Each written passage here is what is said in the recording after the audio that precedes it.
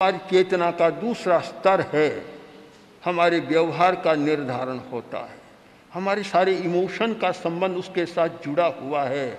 और आदमी ज़्यादा इमोशन जीवन ही जीता है, ज़्यादा भावतंत्र का जीवन जीता है और उसके आधार पर ही चलता है।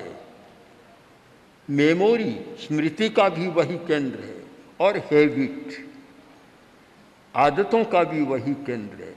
हमारी जितनी आदतें, हमारी स्मृतियाँ, हमारा व्यवहार और हमारे भाव तंत्र, इमोशंस, ये सारे हमारे अनकॉन्शियस माइंड से जुड़े हुए हैं।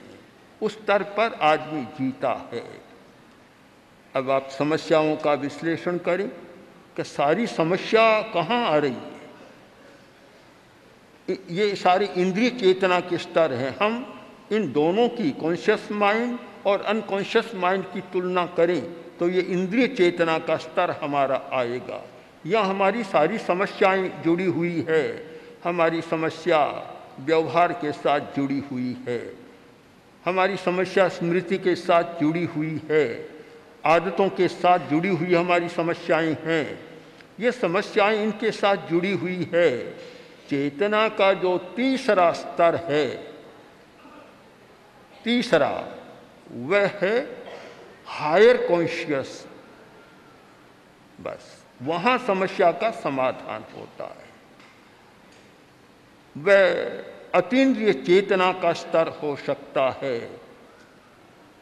उसका काम नोइंग नहीं, बस केवल जानना। केवल शब्द का प्रयोग आप तीसरी चेतना के लिए कर सकते हैं। हायर कॉन्शियसनेस के लिए आप ये केवल शब्द का प्रयोग कर सकते हैं कि वह केवल जानना, बस केवल जानना है और उसके साथ जानना मुख्य बन गया। अब केवल जानने वाली बात अगर समझ में आ जाए, केवल एक हम केवल शब्द को पकड़ लें तो केवल जानना है, कोरा जानना है, इसका अभ्यास हो जाए, सैकड़ों सैकड़ों मानसिक समस्याओं और भावात्मक समस्याओं से आप छुटकारा पा सकते हैं। बड़ा कठिन है अभ्यास, पर यह केवल शब्द को ठीक पकड़ें।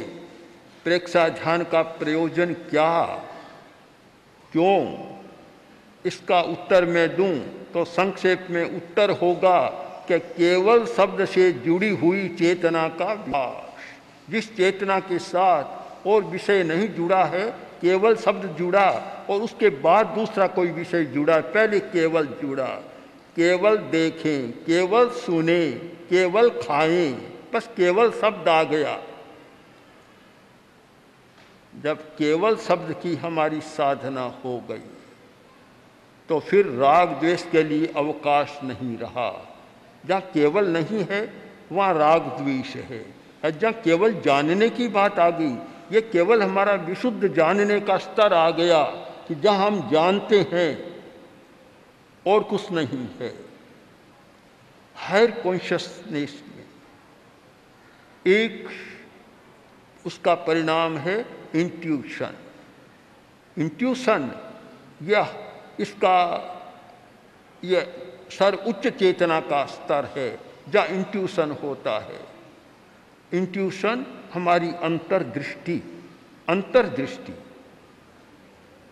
हम इंद्रियों की सहायता के बिना, मन की सहायता के बिना सत्य को जानने में समर्थ बन जाते हैं, हमें पता लग जाता है।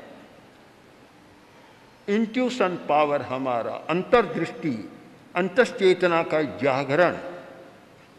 इसका एक उदाहरण प्रस्तुत करूं। आचार्य भिक्षु, उनकी अंतर्दृष्टि जागृत थी। एक नहीं, अनेक घटनाएं हमारे सामने है। केवल एक घटना बतलाऊं। एक व्यक्ति आया, आकर बोला कि महाराज, घोड़े के पैर कितने होते, गाय के पैर कितने होते? आचार्य भिक्षु बोले 1, 2, 3 और 4।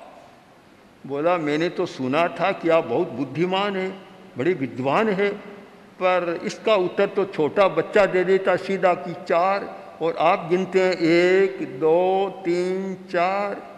आचार्य भिक्षु बोले कि मैं सीधा उत्तर दे देता तो तेरा अगला प्रश्न होता कि कन खजूरे के पैर कितने होते हैं। तब मैं सोचता और तू कहता पहले तो झट से बोले, इस बार नहीं बोले तो पता लगता। बोला मेरा सोचकर तो यही आया था। अब वह जो सोचकर आया था कैसे पता लगा? न उसने बताया, न कोई बातचीत हुई, पता कैसे लगा? ये अंतर्दृष्टि, हमारा इंट्यूशन पावर, जब वह अंतर्दृष्टि जागृत होती है तो हर बात का पता लग जाता है। इसे प्रातिभ ज्ञान, योग शास्त्र में, योग के ग्रंथों में एक कहा गया प्रातिभ ज्ञान। प्रातिभ ज्ञान के बारे में आचार्य हरिभद्र ने, आचार्य हेमचंद्र ने, अनेक आचार्यों ने लिखा कि केवल श्रुतयो पृथक, न तो वह केवल ज्ञान है और न श्रुतक ज्ञान है, न तो दिन है न रात है, यह संध्या का ज्ञान है, मध्यवर्ती ज्ञान है। इसमें प्रातिभ ज्ञान में पता लग जाता है। जैसे वहाँ उदाहरण दिया जाता है, स्व में भ्राता आगमिष्यति, कल मेरा भाई आएगा। अब कल मेरा भाई आएगा, न कोई फैक्स आया, न कोई फ़ोन आया, न कोई और कुछ पता लगा, बस अपने आप एक भीतर से हो गया कल मेरा भाई आएगा और वह आ जाता है। यह है प्रातिभ ज्ञान। आज हमारी समस्या क्या है कि हम अतीन्द्रिय चेतना का विकास नहीं कर रहे हैं, हायर कॉन्शियस माइंड की चेतना को जागृत नहीं कर रहे हैं, और केवल नीचे के स्तर की जो चेतना है, कॉन्शियस और अनकॉन्शियस, उसमें उलझे हुए हैं। इसीलिए हमारी समस्याएं उलझ रही है। यदि हम उच्च चेतना के जागरण का प्रयत्न करें तो फिर समस्या का समाधान हो सकता है, क्योंकि यहाँ राग द्वेष का स्तर नीचे रह गया। प्रेक्षा ध्यान का महत्वपूर्ण प्रयोजन है अतीन्द्रिय चेतना का विकास कैसे हो, उसकी साधना करना। बड़ा महत्वपूर्ण ये हमारा स्तर है। और वर्तमान की दुनिया में जो समस्याओं से बहुत घिरी हुई दुनिया है, इसीलिए समाधान नहीं हो रहा है। एक समस्या को सुलझाते हैं और दूसरी समस्या फिर सामने आ जाती है। गलत्ये का चिंता भवति पुनरन्या तदधिका, उपाध्याय विनय ने लिखा। गलत्ये का चिंता, एक चिंता समाप्त होती है, दूसरी चिंता फिर आगे तैयार है।